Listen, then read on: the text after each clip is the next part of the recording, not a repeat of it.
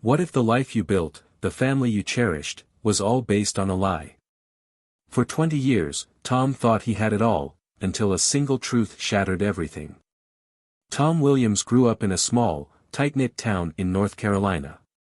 His father put in long hours as a mechanic, while his mother dedicated her days to teaching at the local elementary school. Despite their modest means, they raised Tom with strong values, integrity, loyalty, and resilience, that would shape the man he'd become. From a young age, Tom showed natural leadership, often standing up to bullies for his classmates or organizing last-minute baseball games with the neighborhood kids. By the time he reached high school, Tom already had a plan. He was determined to join the Marines. His inspiration came from his uncle, a Vietnam veteran, whose stories of courage and camaraderie made a lasting impression. Although his parents were initially worried about the risks, they eventually came around, admiring their son's resolve and drive to serve his country. Boot camp was every bit as tough as he expected, but Tom excelled in the demanding environment. The discipline and structure didn't just challenge him, they sharpened him. Before long, he had earned the respect of his instructors and fellow recruits alike. During his first few years in the Marines, Tom faced an experience that would alter the course of his life. While stationed in Okinawa, Japan, he was thrust into a high-stakes hostage situation.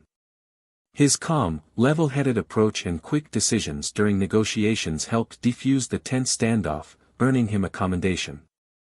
More importantly, it sparked a new dream. Tom realized he wanted to pursue a career in law enforcement, where he could continue protecting others in a different way. When his tour ended, Tom returned to the U.S. with a clear goal in mind: becoming a detective. He enrolled in a criminal justice program, balancing his studies with a part-time job as a security guard. It wasn't easy. Long hours of work and late-night study sessions left him exhausted, but he stayed motivated by the friendships he formed with other students who shared his ambitions. Among those friends was Julia, a sharp and ambitious business major with big dreams of her own.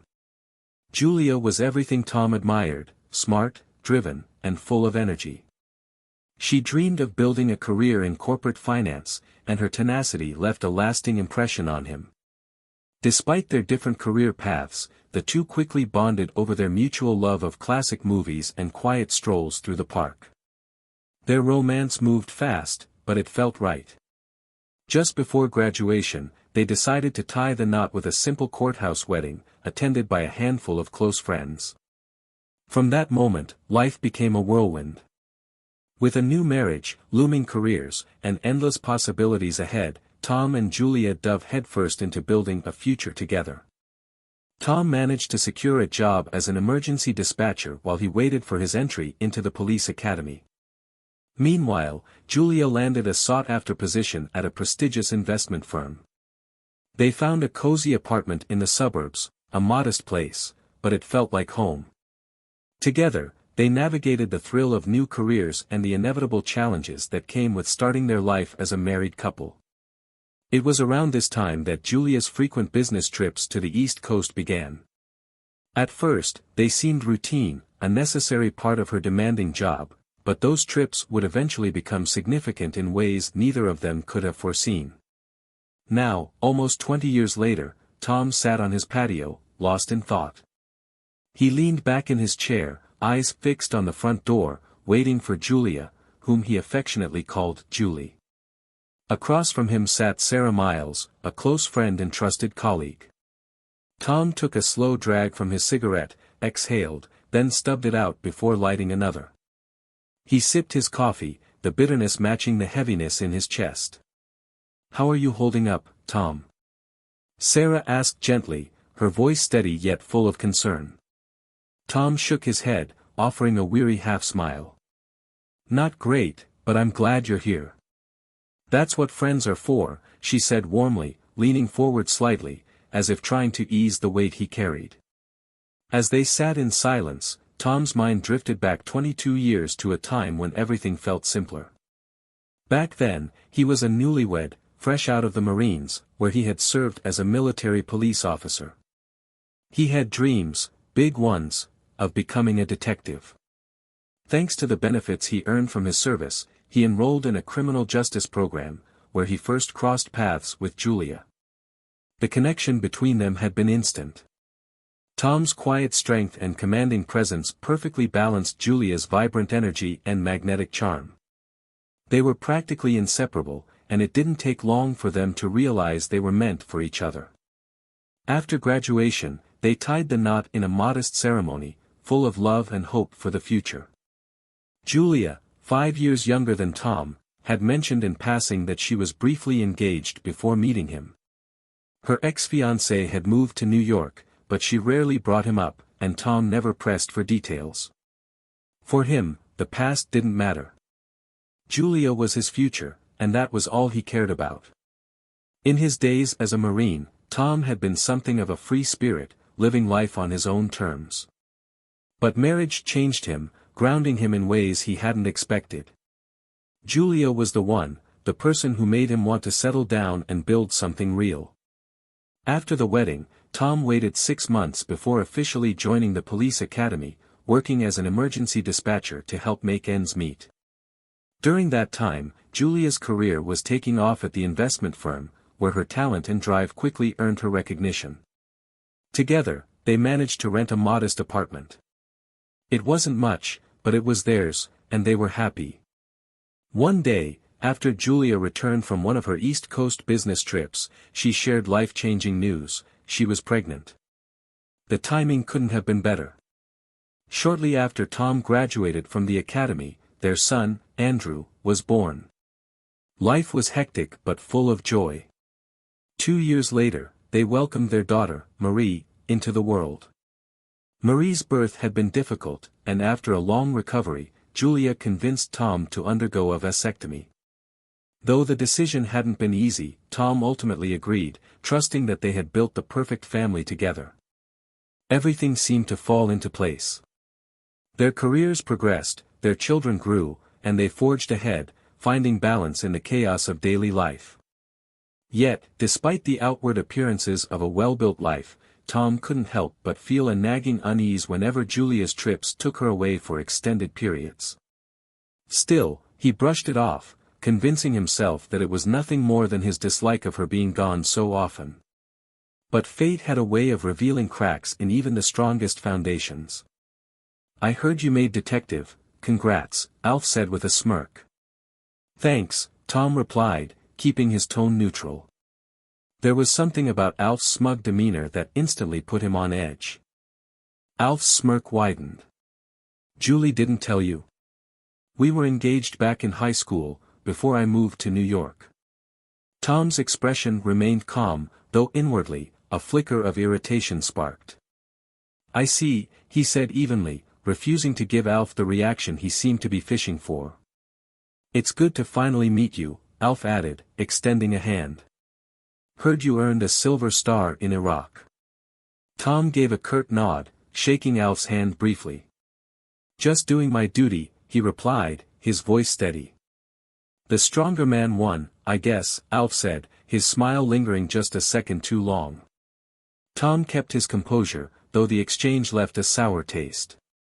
Later that night, when he brought it up to Julia, she dismissed it with a wave of her hand. Alf was always dramatic.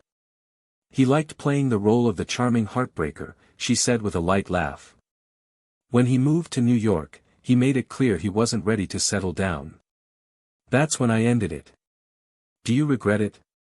Tom asked quietly, searching her face for any sign of lingering feelings. "Not at all," Julia said, her smile softening as she took his hand and kissed his knuckles. "I have everything I've ever wanted." She leaned closer, her voice turning affectionate. "And right now, I'd love for you to take me to bed." Tom chuckled, the unease from earlier fading. "Your wish is my command." After that night, Alf didn't come up again. Julia's business trips continued, but Tom didn't give them much thought. She called him nightly while she was away, and her demeanor at home never changed. Everything seemed fine, until that day. Tom walked into Julia's office, hoping to surprise her with lunch, but before he could reach her desk, her assistant Alice intercepted him. "Julia just stepped out," she said quickly. Tom raised an eyebrow, noting the slight tension in her voice. Do you know when she'll be back? She mentioned needing to drop something off at the legal department. It might take a while, Alice replied, her tone hesitant. Tom studied her for a moment, noticing the unease in her eyes. Is everything okay, Alice? How are you and your husband doing? We're fine, she answered, but then hesitated before blurting out, but I'm curious. Did you know Julie was seeing Alf while she was back east? The question hit Tom like a punch to the gut. He stared at Alice, trying to process her words. What are you talking about? Alice seemed flustered but determined. I didn't mean to cause trouble. It's just. I thought you should know. Tom left the office in a daze, his mind racing. Had Julia really been unfaithful all these years? He tried to replay the past, searching for any signs he might have missed, but nothing stood out. She had always seemed devoted, calling him every night during her trips, never showing any noticeable changes in her behavior. But now, doubt gnawed at him. Minutes later, his phone buzzed. It was an email from Alice. His hands trembled slightly as he opened it. The photos attached were undeniable. The first image showed Julia and Alf locked in a passionate kiss on a dimly lit dance floor. Another captured them sitting closely at a restaurant, their expressions far too intimate for a mere business meeting. Tom's chest tightened as realization dawned. He scrolled through the photos again, his heart sinking further with each image. Then something else struck him, something he hadn't noticed before. He pulled out his phone and opened the family album, searching for pictures of Andrew and Marie. His breath caught in his throat as he stared at their faces. The resemblance was undeniable. Tom held the photos side by side, comparing them carefully. The resemblance was impossible to ignore. Andrew could have been Alf's twin, and even Marie shared features that mirrored Alf strikingly.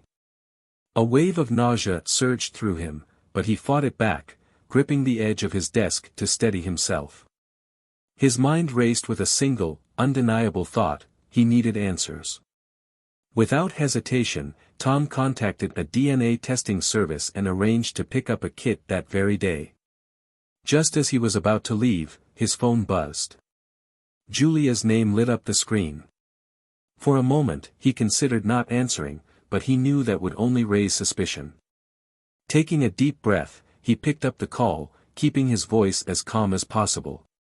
The conversation was brief. Julia was checking in, her tone as warm and familiar as always. It made Tom's stomach twist, knowing what he was planning. Later that evening, after picking up the DNA kit, he returned home just before the kids arrived. He hated the deception, but he knew he couldn't risk tipping Julia off. The samples would have to be collected while the kids were asleep. Until then, the truth would have to wait. As he waited for the right moment, Tom scrolled through his contacts, stopping at a familiar name: Roger Dunley. Roger was a former detective, a man Tom had worked with during some of his most challenging cases. After retiring, Roger had returned to New York and started his own private investigation firm, specializing in infidelity cases. If anyone could help him get to the bottom of this, it was Roger. Hoping to catch him in his office, Tom dialed the number. The phone rang twice before Roger's gruff voice answered. Roger Dunley. Roger, it's Tom. I need your help. There was a brief pause before Roger responded, his tone softening. Tom, you've had my back more times than I can count. Just cover my expenses, and we'll call it even. I don't want to take advantage, Tom said, reluctant to accept the offer. Don't argue with me, Roger cut in, his thick New York accent adding a familiar edge to his voice. You do the same for me.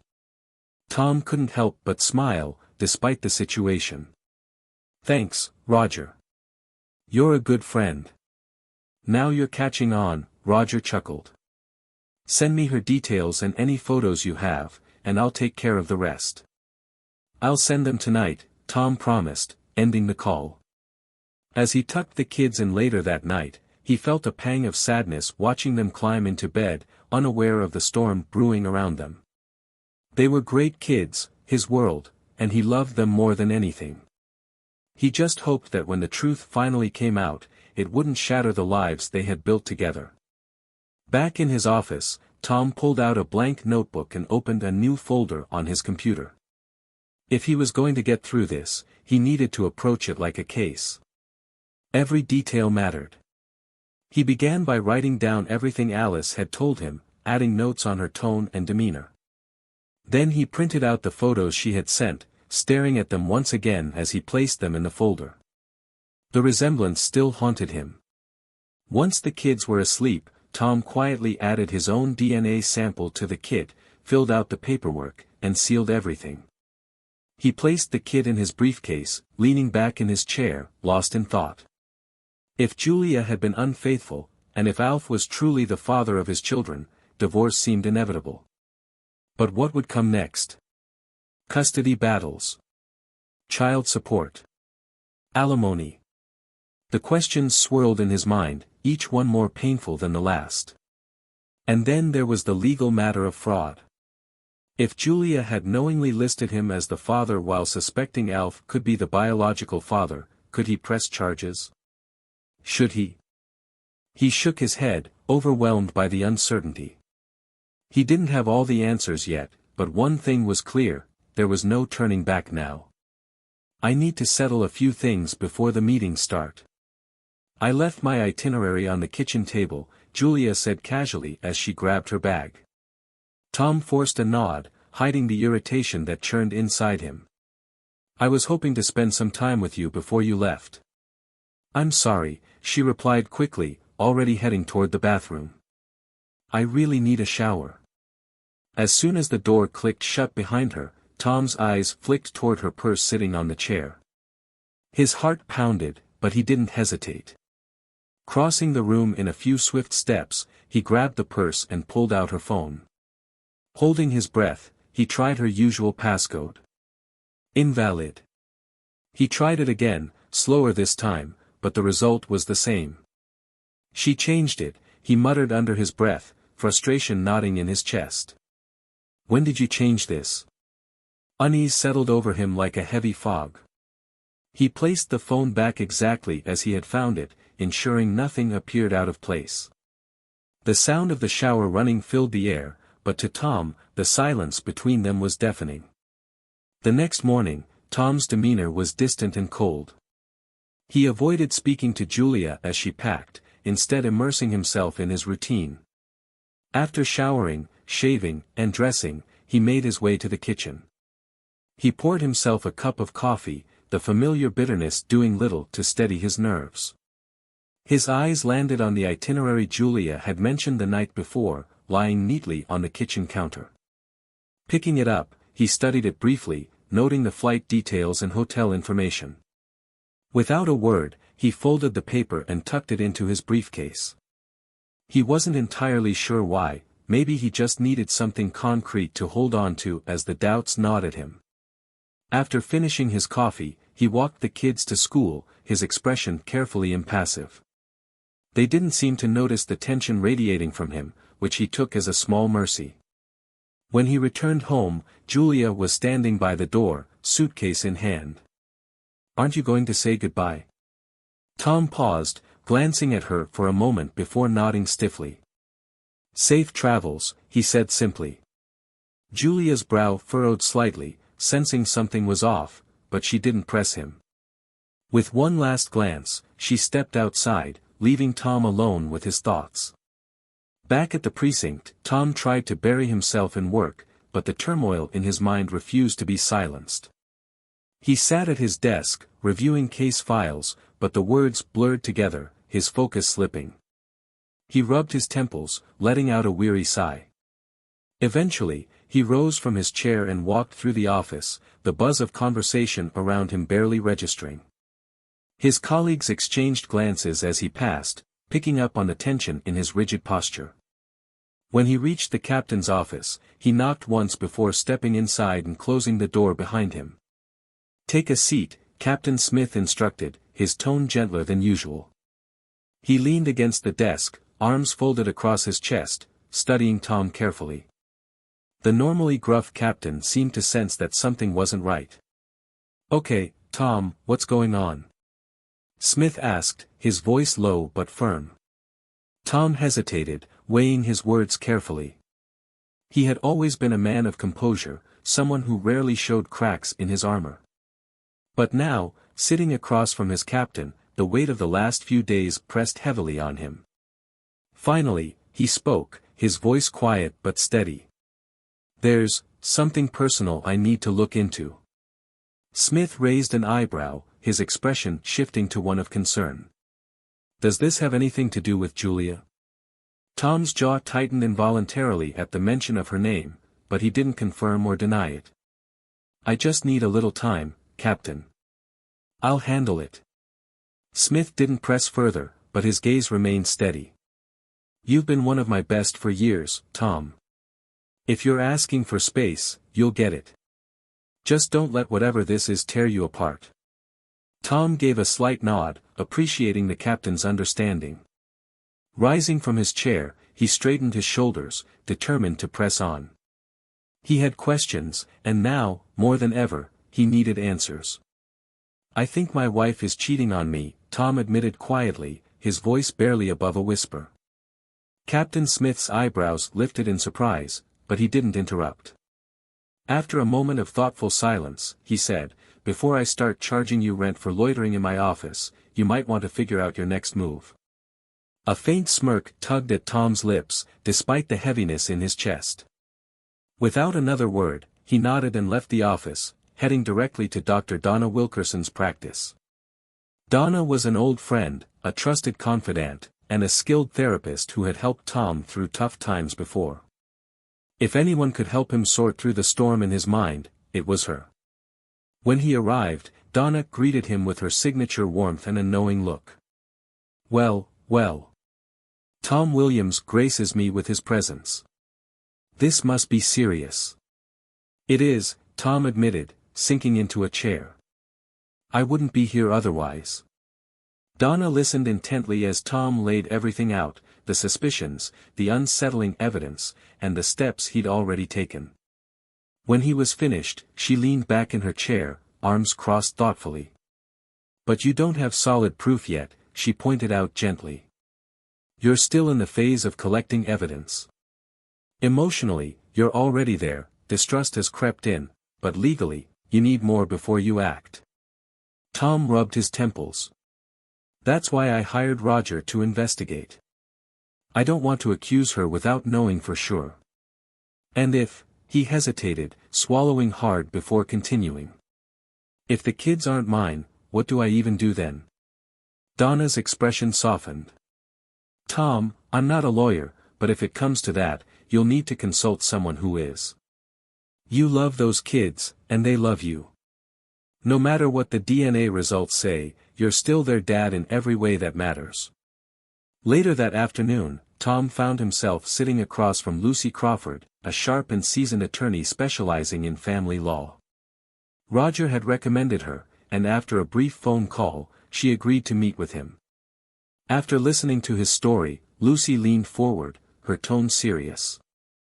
"If your suspicions are correct, this could go beyond infidelity.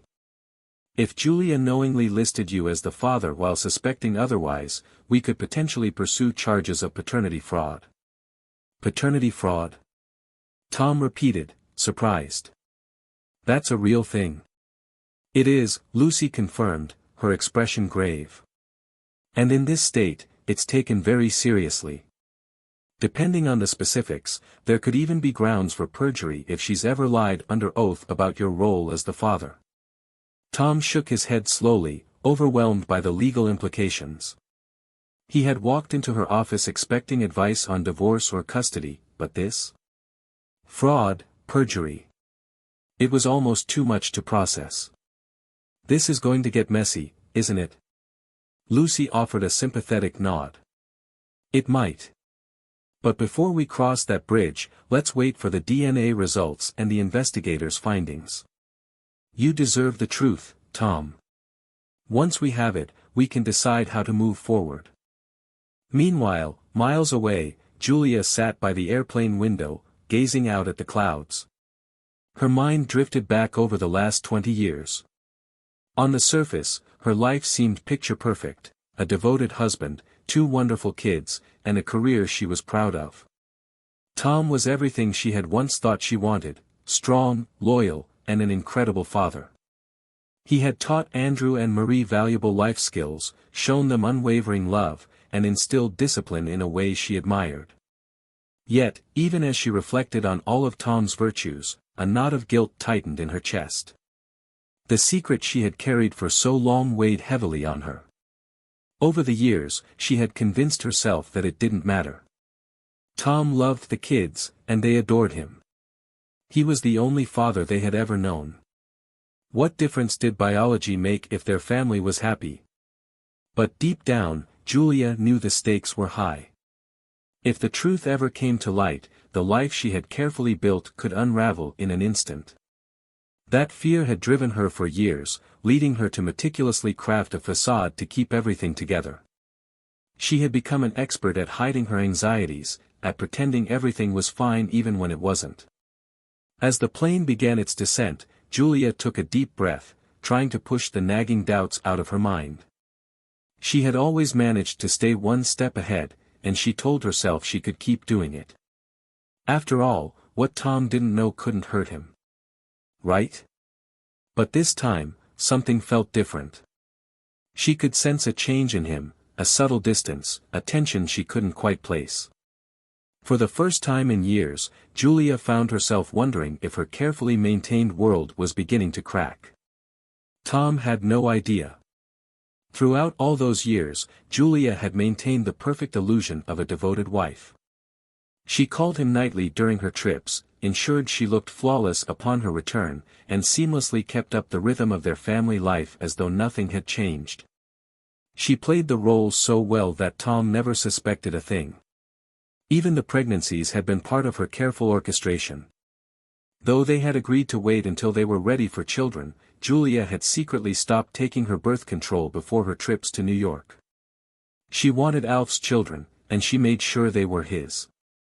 Back at the office, Alice hadn't been entirely convinced by Julia's facade. "Julie, I'm just going to say it," she pressed one day, her voice low but direct. "Are you and Alf involved?" Without missing a beat, Julia crafted a lie on the spot, her expression calm and composed. "Yes, but it's not what you think," she said smoothly. "Tom knows, we have an open marriage. He's fine with it as long as it's kept out of town." Alice frowned, unconvinced. "That doesn't sound like the Tom I've heard about." Julia sighed, feigning vulnerability as she leaned in slightly. "Tom was injured in the line of duty. It left him unable to, well, you know. He's embarrassed about it, so please don't bring it up. It would devastate him if people knew." Alice still looked skeptical, but she didn't press further. Julia had once again dodged suspicion, weaving a narrative that kept her secret intact. Meanwhile, Tom's world was beginning to crumble. His stomach churned as he sat in his study, eyes glued to the screen. He had hesitated before watching the footage Roger had sent him, dreading what he might find. But now, he forced himself to see it through, even as the bile rose in his throat. On the screen, Julia and Alf were in a dimly lit hotel room. The scene played out in excruciating clarity, confirming every fear Tom had tried to suppress. When it was over, Julia's voice pierced the silence. "I really needed that," she said softly. "Same here," Alf replied casually, stretching out on the bed. "So, how's the deputy husband?" "Don't call him that," Julia snapped, her tone sharp. "Tom is a respected officer." "Sure," Alf said with a smirk. "Respected enough to have no clue his wife's been sleeping with me for years. The guy's been raising my kids, and he doesn't even know it." He leaned in close for another kiss, adding, "I love you." "I love you too," Julia replied without hesitation, using the same words she so often said to Tom. Tom sat frozen, paralyzed by what he had just witnessed. His worst suspicions weren't just theories anymore, they were undeniable, brutal facts. The weight of the betrayal pressed down on him, suffocating and relentless. He barely registered Alf leaving the room as Julia picked up her phone. Moments later, his own phone buzzed. He stared at the screen, his mind numb, before finally answering. "Hello," he said, his voice flat, devoid of emotion. "Hey, Tom. Just wanted to let you know I made it safely," Julia said, her tone cheerful, as though nothing had happened. "Good," Tom replied curtly, barely able to keep the fury from his voice. He ended the call quickly, unable to endure her false warmth any longer. Later, sitting alone in his car, Tom's hands trembled as he opened the sealed envelope containing the DNA results. He had prepared himself for the worst, but nothing could have softened the blow. The confirmation hit him like a sledgehammer: neither Andrew nor Marie was biologically his. Despite the pain threatening to engulf him, Tom forced himself to keep breathing, each inhale feeling like a battle against the storm raging inside him. His mind flashed back to all the moments he had shared with the kids, teaching Andrew how to ride a bike, comforting Marie when she had nightmares, celebrating their milestones. They were his world. His heart. And now, he had to face the cruel reality that they weren't his by blood. Yet, even in the face of this devastating truth, one thought stood out above all others: he loved them. DNA didn't change that. No matter what, Andrew and Marie were his kids, and he would protect them at any cost. But Julia. Julia had betrayed him in ways he hadn't thought possible. This wasn't just infidelity, it was deception on a level that shattered everything he thought he knew about his life. The woman he had loved, trusted, and built a life with had lied to him for years. And now, he had to decide what came next. Tom pulled himself together, clutching the DNA results and the damning video evidence as he made his way straight to Lucy Hawkins' office. The weight of the truth pressed heavily on his shoulders, but he knew there was no turning back now.